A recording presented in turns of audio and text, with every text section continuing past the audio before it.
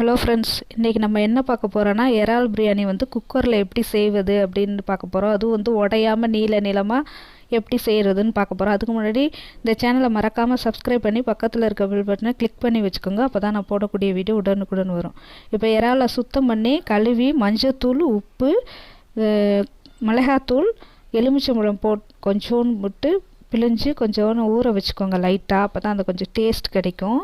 இப்போ வந்து அதை பரட்டி வச்சுட்டு இப்போ வந்து நம்ம குக்கரில் வந்து 3 டேபிள் ஸ்பூன் ஆயில் விட்டுக்கோங்க. ஆயில் விட்டுட்டு அதில் பிரிஞ்சி இலை, 2 ஏலக்காய், 2 கிராம்பு, ஒரு பட்டை, ஒரு அன்னாச்சி முக்கு இருந்தால் போட்டுக்கோங்க. கல்பாசின்னு இருக்கும், அதுவும் இருந்தால் போட்டுக்கோங்க, இல்லைன்னா வேணாம். இதை போட்டுட்டு இப்போ வந்து ஒரு பெரிய வெங்காயம் நல்லா நீளமாக நறுக்கி வச்சுக்கோங்க. அந்த பெரிய வெங்காயத்தை போட்டுட்டு இதோட நல்லா ஃப்ரை பண்ணணும். நல்லா ஃப்ரை பண்ணிக்கோங்க. நல்லா ஃப்ரை ஆகிட்டுருக்கு. இப்போ வந்து வெங்காயம் நல்லா வதங்கினா நல்லா டேஸ்ட்டாக இருக்கும். நல்லா வதங்கிட்டுருக்கு இப்போ வெங்காயம் வந்து.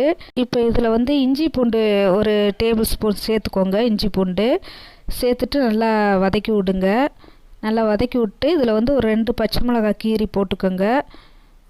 போட்டுட்டு ஒரு தக்காளி, மீடியம் சைஸ் தக்காளி வந்து நறுக்கி போட்டுக்கோங்க. நறுக்கி போட்டுட்டு நல்லா வதக்கி விடணும். நல்லா வதங்கட்டும். வெங்காயம், தக்காளி, இஞ்சி பூண்டு நல்லா பச்சை வாசனை போகிற வரைக்கும் நல்லா வதங்கட்டும். இதில் வந்து தேவையான அளவு வெங்காயம் வதங்கிறதுக்காக கொஞ்சோண்டு உப்பு போட்டுக்கோங்க. கொஞ்சமாக பார்த்து உப்பு போடணும். ஏன்னா நம்ம இறால்லையும் போட்டிருக்கோம், இதில் கொஞ்சோண்டு போட்டுக்கோங்க. இப்போ 1/4 டீஸ்பூன் வந்து மஞ்சத்தூள் போட்டுக்கோங்க. போட்டுட்டு இதில் வந்து 1 டீஸ்பூன் வந்து காஷ்மீரி சில்லி போட்டுக்கோங்க. போட்டுட்டு 1 ஸ்பூன் வந்து கரம் மசாலா போட்டுக்கோங்க. போட்டுட்டு நல்லா வதக்கி விட்ருங்க. நல்லா வதங்கட்டும். வேறு எந்த மசாலாவும் நம்ம இதில் சேர்க்க போகிறதில்ல. இதுவே ரொம்ப டேஸ்ட்டாக இருக்கும். இப்போ வந்து கொத்தமல்லியும் புதினாவையும் கட் பண்ணி அதோட சேர்த்துக்கோங்க. சேர்த்துட்டு இதில் வந்து 1 டேபிள் ஸ்பூன் தயிர் சேர்த்துக்கோங்க. தயிர் வந்து நல்லா டேஸ்ட்டாக இருக்கும். ரொம்ப அந்த உடையாமல் வரும் உங்களுக்கு வந்து கொஞ்சம். இப்போ வந்து நம்ம இறாவை வந்து வச்சுருக்கோம்ல, கழுவி க்ளீன் பண்ணி அந்த மிளகாத்தூள் உப்புலாம் போட்டு வச்சுருக்கோம்ல, அதை கொஞ்சம் போட்டுட்டு நல்லா வதக்கி விடணும். நல்லா கொஞ்சம் நேரம் வதங்கினா போதும், ரொம்ப வதக்கிடாதீங்க. அப்போ தான் அந்த தண்ணி இருந்தால் தான் வந்து டேஸ்ட்டு கிடைக்கும். இப்போ வதங்கிருச்சு கொஞ்சம். இப்போ வந்து நான் வந்து இது 1 கப் அரிசி பாஸ்மதி ரைஸை ஊற வச்சுருக்கேன் 10 நிமிஷம் கழுவிட்டு.